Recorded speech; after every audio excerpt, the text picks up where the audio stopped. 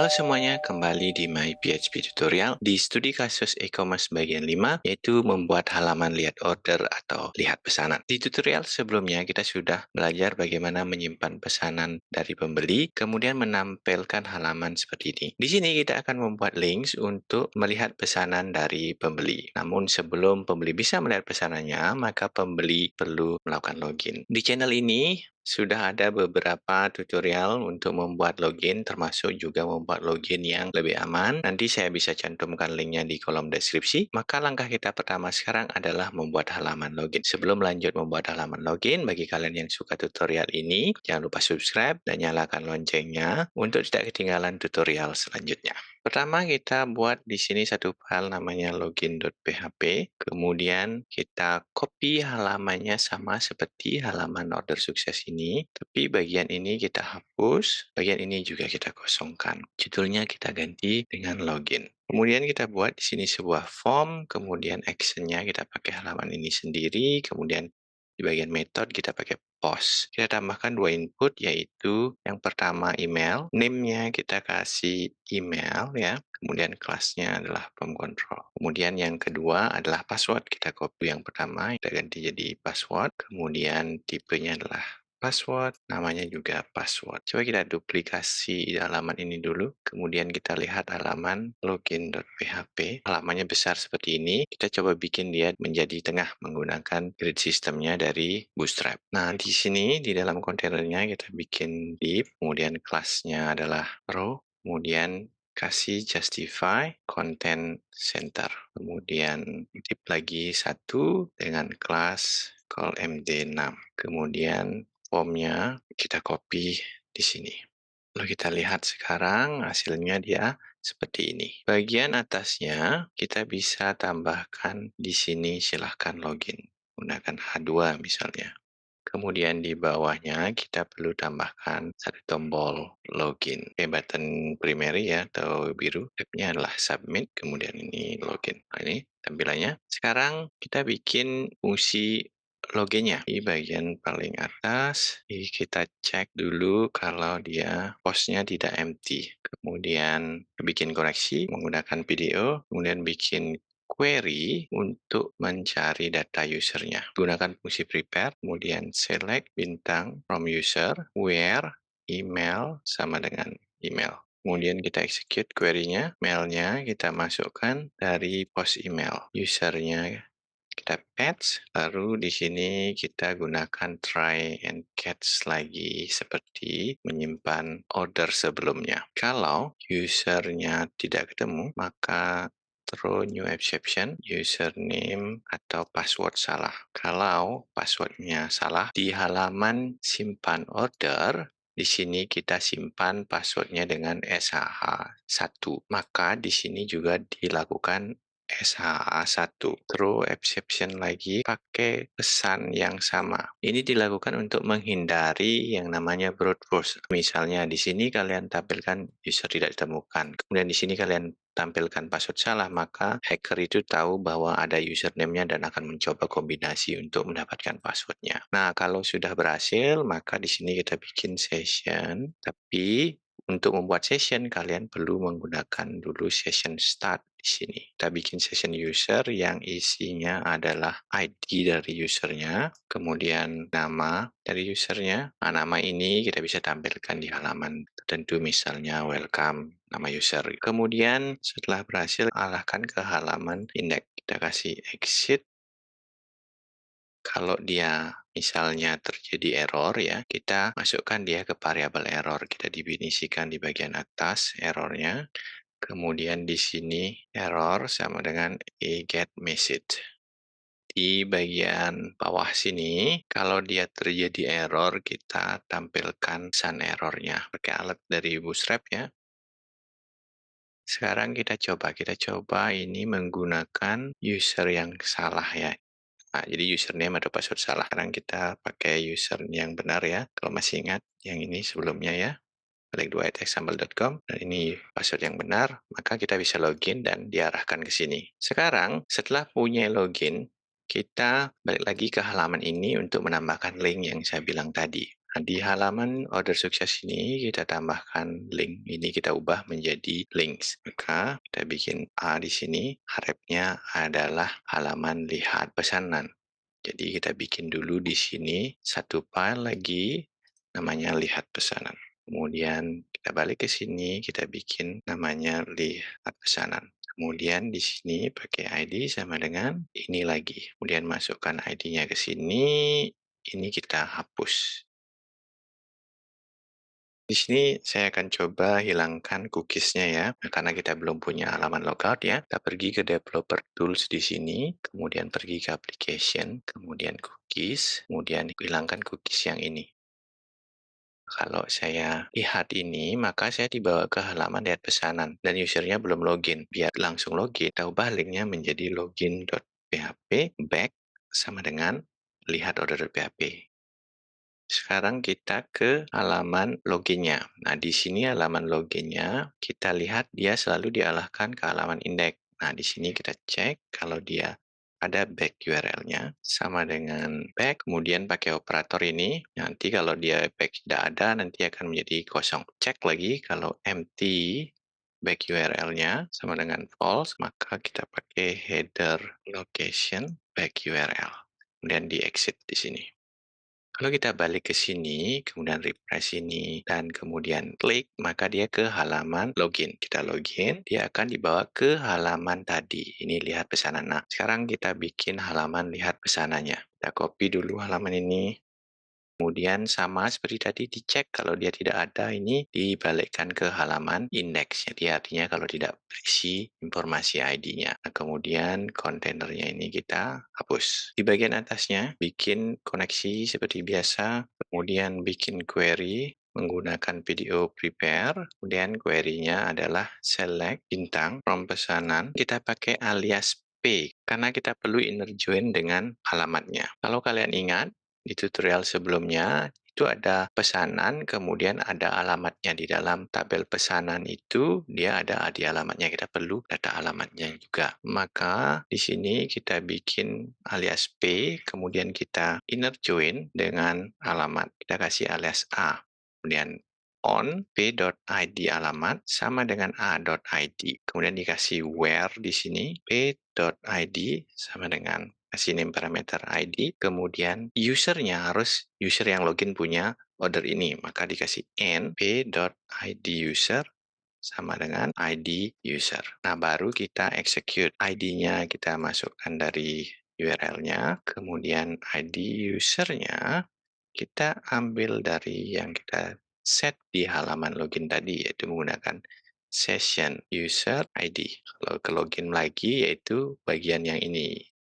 Karena kita menggunakan session, maka di sini perlu start sessionnya. Baru sekarang kita ambil data pesanannya. Sama dengan query patch. Kalau pesanannya tidak ketemu, maka kita redirect lagi ke halaman index. Nah, baru di sini kita mulai dengan menampilkan data ordernya. Mulai dari nomornya atau ID pesanannya kita pakai H2, kemudian order, nomor, pakai HTML entity seperti biasa, pesanan, ID. Kemudian kita tampilkan tanggalnya di sini, show HTML entities lagi, kemudian pesanan, tanggal pesanan. Nah, baru di bawahnya kita tampilkan alamatnya. Kita gunakan di sini card ya dari Bootstrap, class pakai card. Kemudian kita kasih div lagi di sini, ini card header, kemudian kasih header alamat pengiriman, kemudian tambahkan div lagi, kelasnya adalah card body. Kemudian di bagian bawahnya kita pakai DL, kemudian kasih kelas row dan pakai DT, kemudian kasih kelas call MD3, masukkan jalan, kemudian DD plus call MD9, dan baru tampilkan data jalannya. Kita bisa copy banyak dulu, ini desa, kemudian ini adalah desa, kemudian ini kecamatan, kemudian kabupaten, ini juga kabupaten, kemudian inilah provinsi, yang ini provinsi. Yang di sini adalah kode pos. Ini kode pos juga. Coba sekarang kita lihat dulu hasilnya ya. Press ini dia seperti ini. Setelah alamat, baru sekarang kita labelkan itemnya. Di itemnya kita juga menggunakan card ya. Dengan div class card, kemudian kasih margin ke atasnya, card header lagi, kemudian di sini kasih item pesanan. Baru di bagian bawahnya adalah card body-nya, baru bikin tabel. Kelasnya tabel, kemudian bikin heading-nya. Kita bikin 4, yang ini adalah produk, kemudian harga, kemudian jumlahnya, pakai KTY aja, kemudian subtotal. Kemudian di sini bikin bodinya, kemudian sama bikin TR, baru 4DD. Di bagian body inilah kita melakukan query lagi untuk mengambil item dari pesanannya. Lagi gunakan prepare, sini select. Di sini kita tidak bisa menggunakan select bintang karena kita perlu melakukan join dengan data produk. Kenapa tidak bisa? Karena ada kolom yang sama ya. Kalau kita lihat di sini, saya buka item pesanan. Di dalam item pesanan ini ada kolom harga, kemudian kalau kita pergi ke produk, maka ada harga juga. Biar tidak terjadi kesalahan menampilkan harga, maka yang perlu kita query adalah semua kolom yang hanya kita butuhkan. Kita bikin promnya dulu di sini, prom item pesanan. Kita kasih alias I ya, kemudian inner join dengan produk, kita kasih alias P. Kasih on i.id produk sama dengan p.id. Kemudian dikasih where ID pesanan sama dengan ID. Untuk kolomnya kita pakai ID, kemudian I, TY, kemudian I harga, dan P nama dari produknya. Kita execute, masukkan ID-nya adalah pesanan ID. Kita bikin while item sama dengan query item patch. Kemudian while-nya kita tutup di bagian bawah sini. Baru di sini kita tampilkan nama produknya. Pakai HTML entities lagi, item nama. Kemudian yang ini adalah kolom harga. Kita pakai adalah number format item, harga, kemudian tanpa desimal, koma menggunakan koma, dan ribuan menggunakan titik. Kemudian yang di sini adalah quantity-nya, balik lagi menggunakan HTML entities. Dan yang di sini adalah subtotalnya, juga pakai number format. Itu adalah item, quantity dikali dengan harga. Di sini 0, dan titik. Coba sekarang kita lihat hasilnya. Kita bisa melihat di sini dua item yang dipesan sebelumnya. Nah, di bagian bawahnya sini kita perlu menambahkan total harganya ya. Bagian bawah ini kita kasih TR lagi, kemudian kasih TD, kemudian kasih call span. Call span sebanyak 3 ya untuk ini ya. Kasih total, kemudian si kelas di sini text n, kemudian kayak di sini bool ya. Baru di bagian bawahnya kita kasih dia nomor format juga. Kemudian pesanan total. Sini 0, titik. Jangan lupa di sini dikasih RP, kemudian di sini juga kita kasih RP. Coba sekarang kita lihat hasilnya. Nah, ini bukan total ya, tapi dia adalah total harga.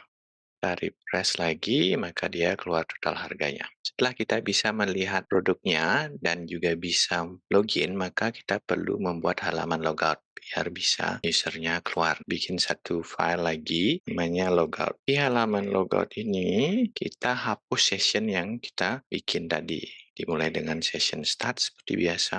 Kalau kita mau manipulasi session ya, halaman loginnya kita bikin session, kita unset dulu ini, unset user. Kemudian baru kita bilang session destroy. Baru kita arahkan usernya ke halaman index. Lalu di bagian ini kita bikin menu untuk ya kalau sudah login atau belum. Tapi kalau kalian perhatikan, saya copy ini ya, kemudian saya logout. Nah, maka saya akan logout. Kemudian dilihat pesanan ini, kita tidak melakukan pengecekan apakah user sudah login atau belum ya. Artinya, user yang belum login pun bisa mengakses halaman ini. Coba saya demonstrasikan ya. Nah, kalau saya hapus bagian ini, nah maka dia pergi ke halaman ini. ya, jadi bisa terlihat ya walaupun ada banyak errornya. Tadi dengan ini karena informasi usernya kosong, maka dia tidak bisa didapatkan datanya, kemudian di redirect ke index lagi. Bikin satu file lagi di luar sini, nama filenya kita bikin check access. Di dalam file check access ini kita bikin fungsi has login ya. Sudah login apa belum?